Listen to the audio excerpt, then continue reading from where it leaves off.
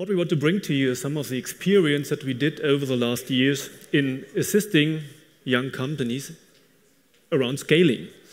And actually what we experienced is that scaling, on the one hand side, is something which every company wants. On the other hand side is something where the management, especially of early stage companies, often fails. Why is it?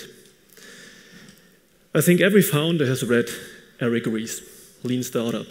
And everyone knows that in the beginning I have to focus, do I have a product and does it fit to the market? So innovation, product, business modeling, and taking care about markets is something which every founder intuitively does.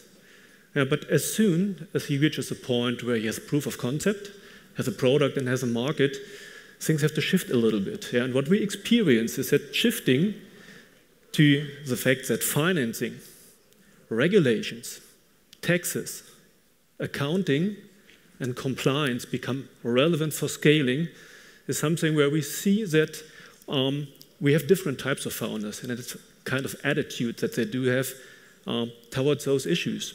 And if you want to scale, you have to be someone who manages structures and processes, because the only thing that you can scale is a business model that is built on scalable processes and structures.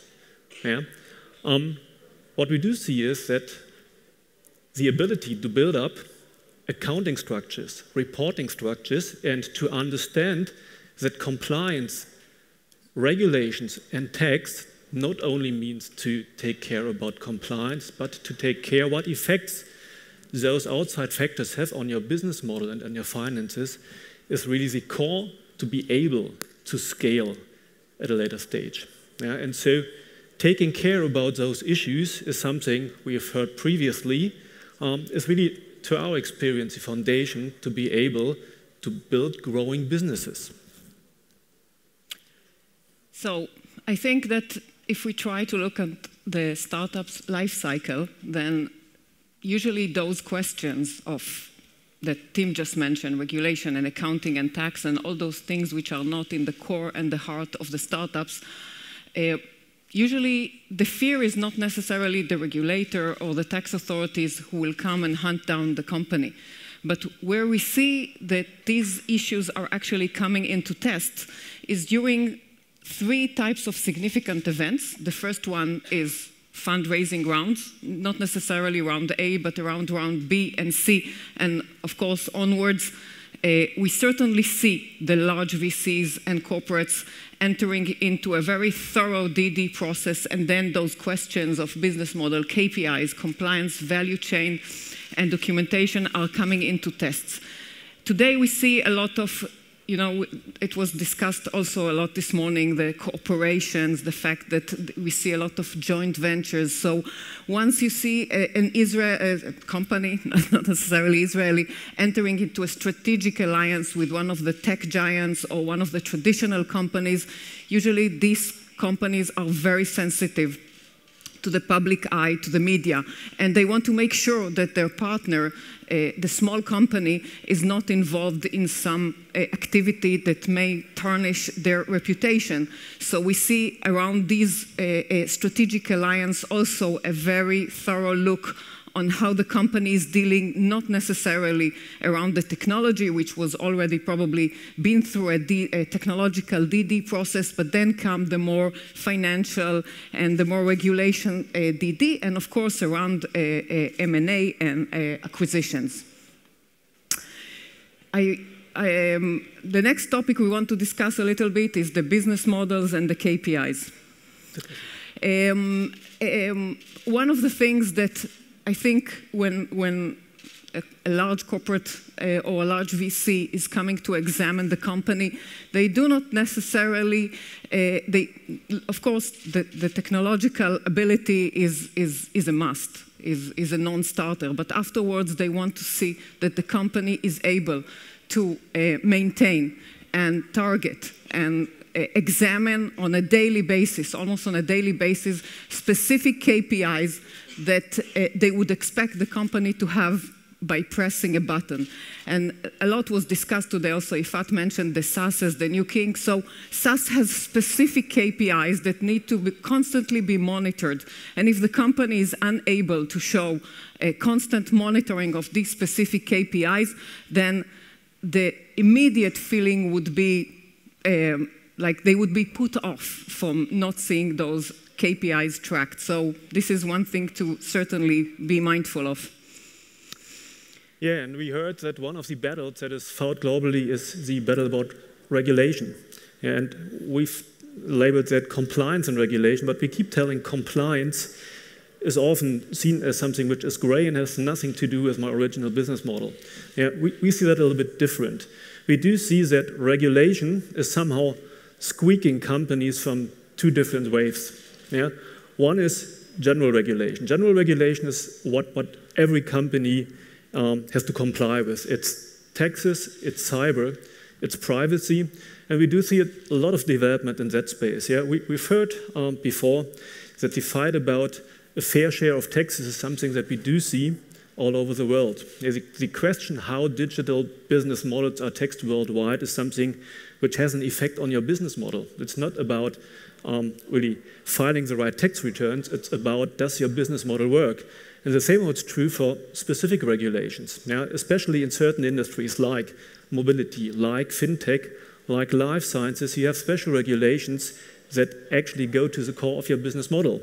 I remember that I've met a founder to whom I had to say, look, the value driver of your business model is that you evade wage taxes and social security contributions. And he told me, okay, if it's less than 1 year in jail, then that's fine for me. And I told him, look, the distinction between organized crime and entrepreneurship is the legality of the business model. So you have to take care about that. Now, and as I said, what we do see is a lot of development here. Take GDPR. There are blockchain business models which don't work under the European GDPR guidelines. So taking care about what happens on the regulatory side is not only things about compliance, but it's really about does your business model at the end of the day work out? Yeah? And what you have to do is closely monitor what is happening and respond to that not only from a compliance point of view, but from the point of view, does my business model work out under the regulatory framework that is put on me? One more important point is that value chain is in the heart of the business, where the value is created and how it is spread around the globe. I think in the last few years, the OECD, and as Ifat mentioned, all governments and tax authorities are interested and are trying to grasp where the value is actually being created. The shift is from formal ownership of IP to where the value is created.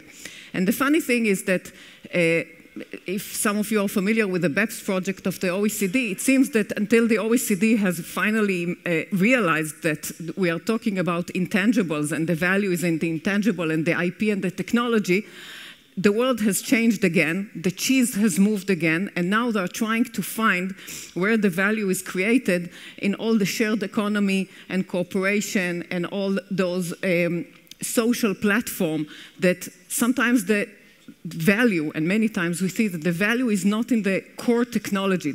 Not necessarily the technology is so cutting edge, but what is creating the value is the user participation, and this is a very elusive concept. And today it seems like the OECD has managed to put a consensus of 116 countries to try and find a solution to where the value is being created. And today, the OECD has published a paper, and as you can see, there are very conflicting views between the, let's say, important countries and the leading countries of the world. And each one of them is attaching the value to a different element, but all of them are around value participation. We expect this is something that is going to affect startups and tech companies because they may face taxation and compliance in new jurisdiction where they are not expecting it, so stay tuned. Yeah, the bad news is you have to be aware of what's happening and you have to really watch out what goes down the road with respect to especially the question, how do regulations and how do tax schemes around the world evolve? But it is also a good news. Yeah? There are ways to iron that out. Yeah? If you monitor and if you deal with the challenges that this is imposing on you, what you can do is get really an upside out of it as you are faster than others are. Thanks a lot. And just one last point, when we talk about opportunity, I think we have seen some of the startups that are gathering, partnering with the regulator and are actually writing together the regulation, of course, thinking about the good of the public, not about themselves necessarily, but eventually I think those three elements of tax, regulation, and accounting can be huge opportunities and not just threats. Thank you very much.